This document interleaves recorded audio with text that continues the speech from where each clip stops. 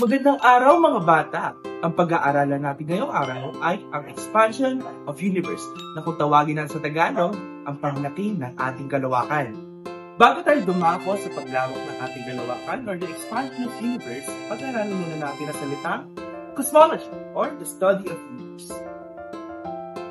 Nagsimula ang salitang cosmology sa salitang Griego na cosmos na ang ibig sabihin ay world at logia naman ang ibig sabihin ay discourse.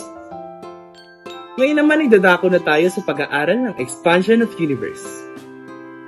Noong 20th century ay nadiskubre ni Edwin Hubble na ang Andromeda Nebula na 2 million light years away from our Earth ay mas lumalayo pa sa orihinal na layo nito mula sa ating mundo. Napagtanto ni Hubble na ang nebula ay hindi naglalaman ng clouds of gas, kundi ng milyong-milyon o bilyong-bilyong stars.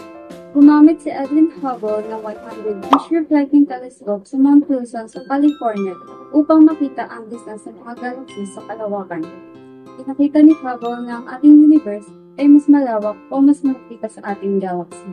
Matapos makita ni Edwin Hubble na may iba pang klase ng galaxies sa labas ng sarili nating galaxy, sinukat niya ang mga distansya ng galaxies sa ating kalawakan. Kapag tanto niya ang laki ng ating universe ay nag-iiba o mas lumalawak pa daw ito.